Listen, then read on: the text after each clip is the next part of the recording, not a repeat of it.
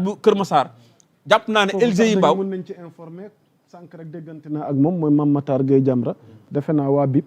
garde rapproché ñu ngi ko amal ci wetam ci li ñu mën a wax ci xibaar ne mboolem xibaar yi ngeen yaakaaroon ci moom te mu diggoon ko dina ko joxe mu jébbal ko autorité waaye ñu sécuriser waale ko parce que tamit y a toute une pression bu jàllee ci ñi nga xamante ni ñoom ñoo ne ci lobby yooyu. Mame Matar Gueye jàpp naa ne listam boobu jaratul mu koy téye buñ bàyyee section de recherche bii ma gis Kër Massar buñ leen bàyyee Mame Matar Gueye soxlaatuñu listam mais jébbal na leen nañu fexe man pour man loolu amul sens ay jox Mame Matar Gueye ay sécurité amul sens xam nga la moom solo am sens mooy nañu sécuriser enquêteurs yor dossier bi nga xam ne ñu ngi topp piste par piste trace par trace di jàpp ñi nga xamante ni ñooy góor jigéen ñi ñi ci des di jéem a daw ñi ci des di jéem a fexe ba nu ñu jaxasee carte gi man pour man foofu la ñu war a mettre doute suñu baaraam jàppale enquêteurs yooyu noonu encadrer leen sécuriser leen bañ mën a def seen liggéey convenablement nga xamante ni mbir mi képp ku ci taqe wala képp ku ci laale yoon def li nga xamante ni mooy sa kaw. yow Moussa balaa ngay avancer. benn information bu ñu dab peut-être que bu ñu fi jógee dinañ ko xool on nous signale au niveau de Cité Fadia am na benn borom ñaari tur bu ñu fa dàq ji ba jàpp ko. nii force de l'ordre yi ñëw nañ pour récupérer ko. xam naa ci kanam dinañ ci gën a am ay information yi gën a leer sur ce mais lala tamit nga fàttali wàlle ni du ay góor kese am na jigéen gu ñu jàpp ci mbir mi tamit oui effectivement dama parce que souvent Abdoulaye on ne parle que de borom ñaari tur yi ci góor ñi mais cas de lesbienne tamit dañ ko ciy évoqué d'ailleurs même donc ñu bëri ci même commentaire yi sax ñuy posé aux questions lesbiennes yi fu ñu toll ci ñoom parce que aussi waaw mais xam nga dossier bi aussi dañ ko yëkkati mu def tollé xam nga parfois moo tax man parfois dama koy wax si live yi may faral di def ma ni bàyyi leen turu jàmbur yi ngeen di évoqué wala naan diw ci la bokk parce que erreur bi muy jur mooy enquêteurs yi ngay yàqal seen piste yi mais ñoom ñu ngi leen di traqué xëy na kay dossier bi teel a siiw affaire yi peut-être ñu tegaat ko ci suuf te ci kaaw ñoom Pape Cheikh bi am na benn ku jigéen ku ci jot a teg loxo buy wuyoo ci turu F dañ ko abrégé mais nee nañ technicienne de surface bu mag la donc dévoilé wuñu carrément identité mais c'est la première fois dossier bi ñu jàpp si jigéen mais waxaguñu nag ba xam affaire lesbienne la wala association de malfaiteurs wala complicité parce que chef d'inculpation bi évoqué guñ ko mais actuellement mu ngi position garde à vue alors on va essayer d'avancer Abdoulaye laataa ñuy ñëw ci kaw Bassirou Kébé mi DG bëgg nañ ci am réaction maître ak li nga xamante ne tey jii nii ñu ngi koy dund au sommet de l'État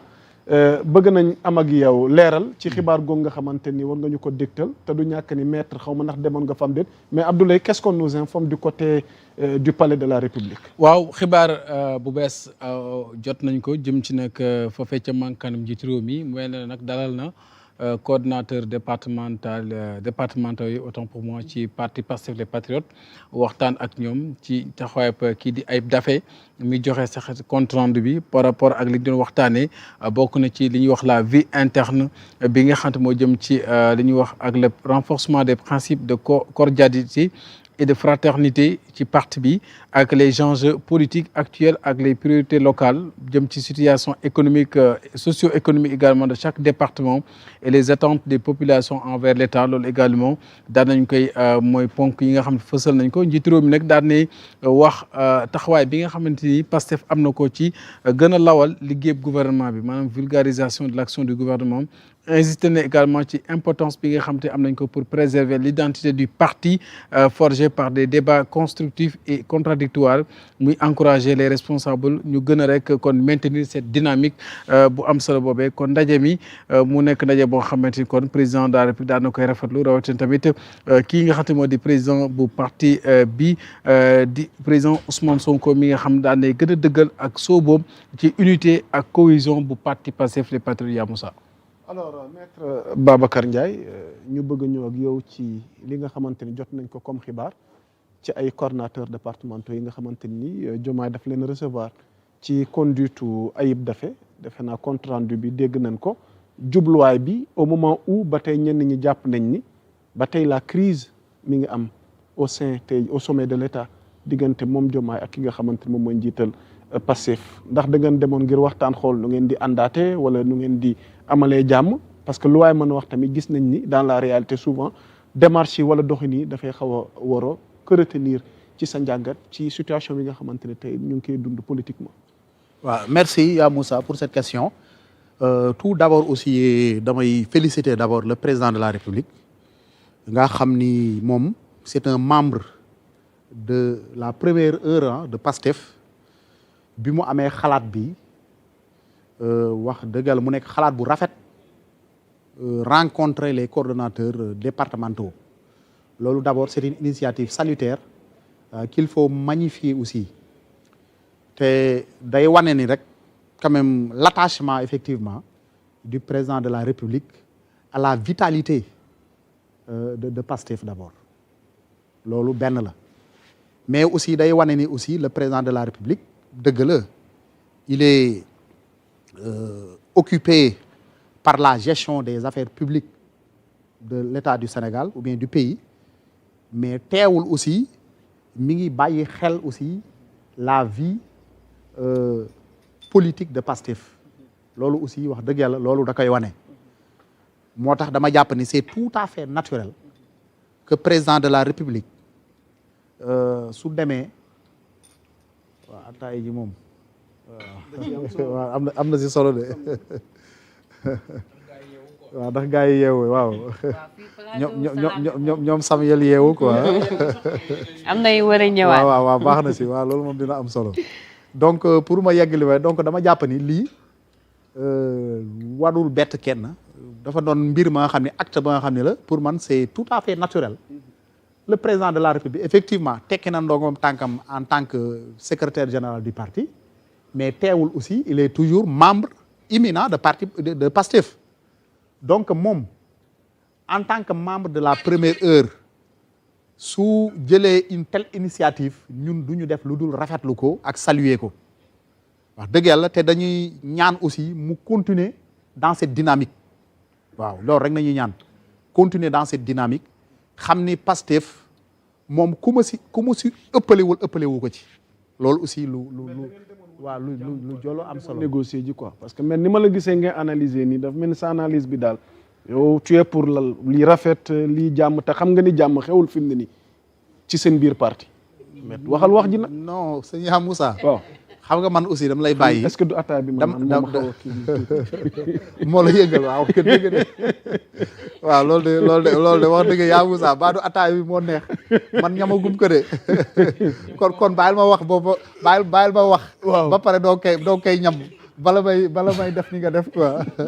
du dëgg waaw bala may xaabaabal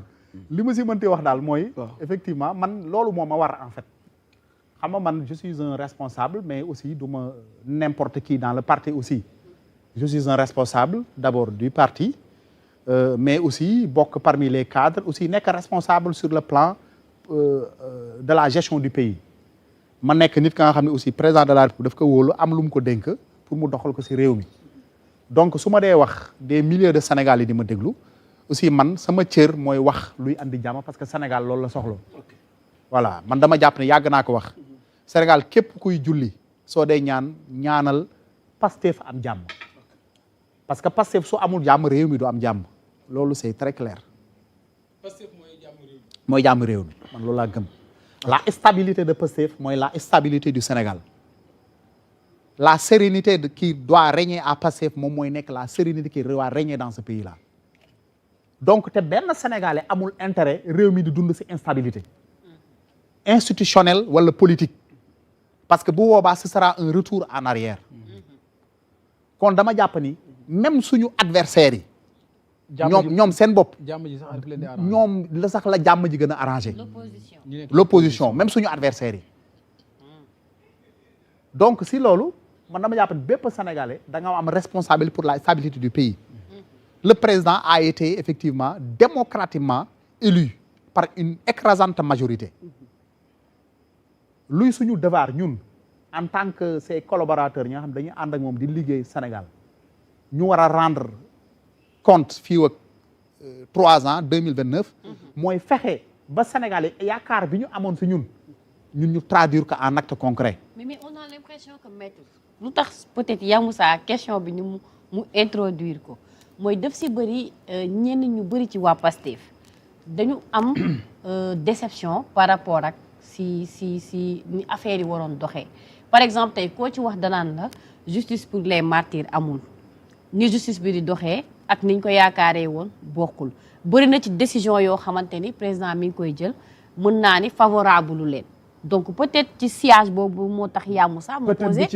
question bi parce que gis nañu limogeage yu ki nga xamante ne moom moo nekkoon le directeur général SNHLM peut-être que loolu moo tax Yaa Moussa xëy na question bi dafa xaw a brutal rek est-ce qu'il y a pas lieu ndaje am ñu toog waxtaan parce que balaa muy gën a pire te limogeage yi du SNHLM kese parce que gis nañ fi le cas de Salimata Dieng gis nañ fi le cas de Pape Made Ndour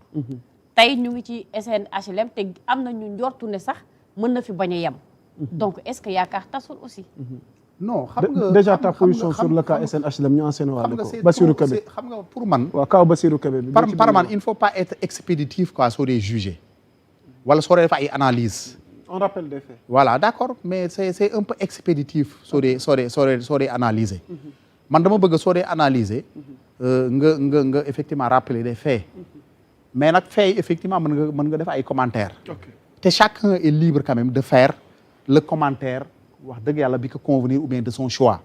loolu c'est la liberté même au sein de Pastef parce que ñun suñu bopp ñun on prône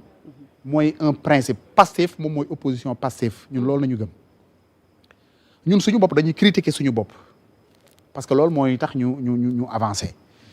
soo ne par exemple le cas des martyrs ou bien le cas de la reddition des comptes loolu suñu préoccupation ñëpp la à premier chef le président de la République parce que bu leen fàtte ni le président de la République moom il fait partie des victimes de l'ancien régime président de la République mais fii président de la République man jàpp naa ni il fait partie si victimes yi gën a mag pour man si régime la parce que purgé na peine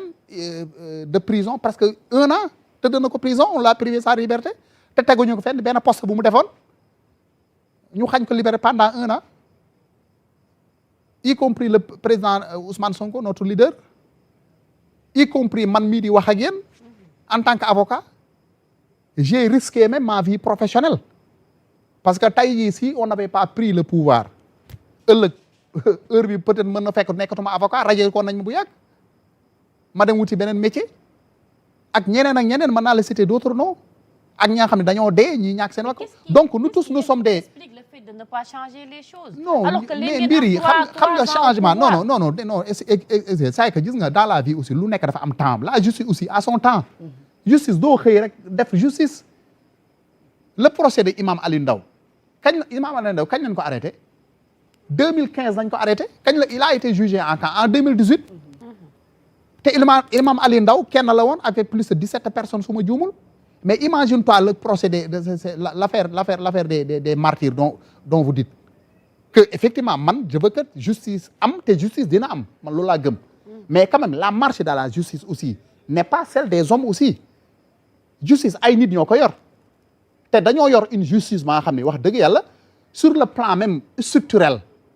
dafa bari ay manquements parce que déjà justice maa xam ne amul moyen tu sais qu'il y a combien de magistrats au Sénégal 500 magistrats c'est-à-dire que sur 100 000 habitants au Sénégal benn magistrat moo fi nekk mais loolu justice boobu alors que justice boobu am na yeneen dossiers yu dul loolu ñun ce qu'on doit faire et état au Sénégal mi ngi si liggéey si loolu le gouvernement mi ngi si liggéey fexe ba renforcer les moyens de la justice ndax ñu am benn justice ba nga xam ne doxam dina gën a gaaw te man gëm naa ni loolu mooy préoccupation président de la République loolu mooy préoccupation premier ministre ak l'ensemble du gouvernement ak ñun ñëpp mais nag mënuñu xëy un jour rek justice kenn du ko luxus parce que aussi justice su ànd ak précipitation aussi attention bu boobaa di nga condamner un innocent di nga libérer aussi quelqu'un un coupable. parfois aussi njiit yi ku mel ne PM dañuy gis parfois aussi mu dal seen kaw ci yeex gi parfois aussi mu xaw leen a jàppal tànk loolu aussi est-ce que dina mën a may man c'est un problème que nous avons toujours dénoncé bi ñu nekkee opposition ak aussi bu ñu nekkee au pouvoir mais aussi la justice c'est une institution le président de la République est une institution Assemblée nationale institution la mais tous ces institutions là c'est des œuvres humaines amul benn œuvre humaine bu parfait li la koy wan à chaque étape de la marche d'une nation dañ koy changer pour gën ko améliorer justice bi noonu la mel aussi dañuy ñaan Sénégal ñun ñu dem ba si biir am benn justice ba nga xam ni soit yu jëlee décision ñu ni gàcce ngalaama mais conclusion yi ñu ngi si day xam nga kii lu mu tudd sax laal loolu aussi waaw parce que xam nga tey dañu bokk na ci président de la république acte yu mu njëkk a posé dafa ñëw mu ne réforme et modernisation de la justice fële ca jam ñaajo pendant 3 jours ñëpp dagg seen nelaw di xëy jam ñaajo di wàcc 18 heures n'est-ce pas donc depuis boobu ba tey mu ne woon lépp lu fiy tukkee ci conclusion dañ koy appliquer sans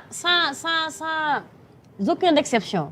loolu la wax waaw wala déet. mais xam nga laal la yéen bu fait d'abord bu fait une différence xam nga conclusion rapport bu ñu lay jox la. waaw mais les rapports là ne sont pas des textes ah. c'est pas des textes xam da nga koy dem appliquer ji. rapport yooyu. da nga koy décliner sous forme de texte. am na yoo xam ne dafa laaj des réformes sur la justice mooy justice c'est-à-dire que organisation de la justice. nan lay tax daf koy kii mooy sax d'abord l'organisation judiciaire. mooy l'organisation de l'institution judiciaire am na yoo xam ne rapport boobu loolu lay wax mais sur la réforme de l'organisation judiciaire dafa war a am une commission boo xam ne da siy war a xalaat xool réforme bi naka nañ koy décliner dans la pratique loolu dafay am attention vous pensez que affaire yi dañuy def benn forum def benn rapport ñëw jox la rek nga ñëw appliquer loolu amul fenn état dafa am nu muy doxee il faut que Sénégalais yi aussi comprendre loolu am na ñi nga xam ne aussi dafa laaj ñu décliner ko en termes législatifs mais suñ ko dee décliner en termes législatifs mais attention la législation du affaire bu simple parce que chaque mot compte même les virgules et les points comptent sinon problème d'interprétation c'est ça pour sinon problème d'interprétation day posé wu donc moo tax je te donne un exemple l'affaire de la criminalisation de l'homosexualité lu tax mu yéex mais d'abord il y a un problème d'organisation keroog rek maa ngi dégg Cheikh Bara Ndiaye mu explique lu am njariñ mu ni effectivement soo xoolee Assemblée nationale depuis bi ñoom bi ñu faloo ba léegi d'abord matul 1 an bu ñu leen di installé novembre 2017 nañu gagné élection yi ñu installé leen su ma juumul mois de décembre d'ailleurs sax bu ñuy voté le projet de budget annuel de 2025 article 86 de la constitution nañu appliqué dañ ko voté sans débat parce que Assemblée nationale amul woon temps tout à fait ñu ñëw ba léegi parce que Assemblée nationale par ay session la Assemblée nationale du une institution ba nga xam ni année bi yëpp day liggéey ay session la te session bu nekk li mu ban dossier la war a examiner. ordre du jour. donc nit ñi aussi suñ dee def critique man je suis d'accord pour les critiques. te critiques yi effectivement man je les encourage te mooy tax ñu avancer. mais aussi suñ dee def critique nit ñi def des critiques qui sont basées aussi sur des lu mu tudd sur des analyses scientifiques. voilà suñu bëggee mu voilà sur des analyses scientifiques donc li ñu wax sur la réforme de la justice. effectivement notre gouvernement est toujours dans cette logique là mais nañu xam ni aussi. affaire justice du la nga xam ne dañ koy paraxee sinon soo ko paraxee lu muy yàq moo ëpp lu muy defar c'est pas parce que da nga bëgg a faj mer wala da nga bëgg a venger wu peut-être ña nga xam ne am nañu c'est des victimes nga ni da ngay accélérer les trucs dëgg la li fi jot a am ñun ñëpp la metti te man gëm naa ni notre régime tant que nous sommes au Sénégal képp ku am problème man de loolu mooy sama conviction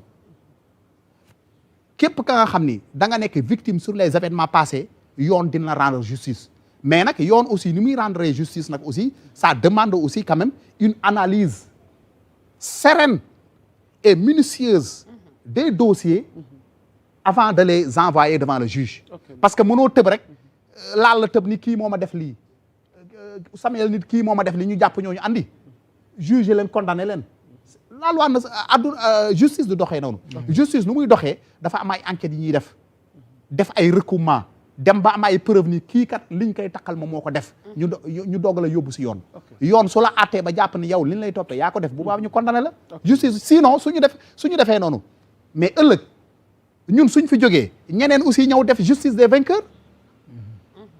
parce que dañu war a éviter ce qu'on appelle la justice des vainqueurs loolu gis nga dëkk bu yàq loolu moo ko yàq je te donne le cas du Rwanda kañ la amoon depuis 1994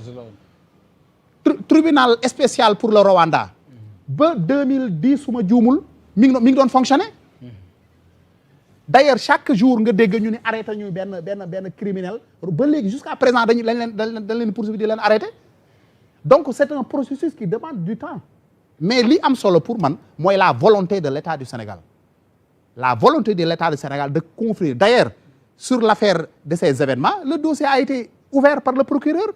mais nañu may aussi le procureur aussi mu def son liggéeyam ok maître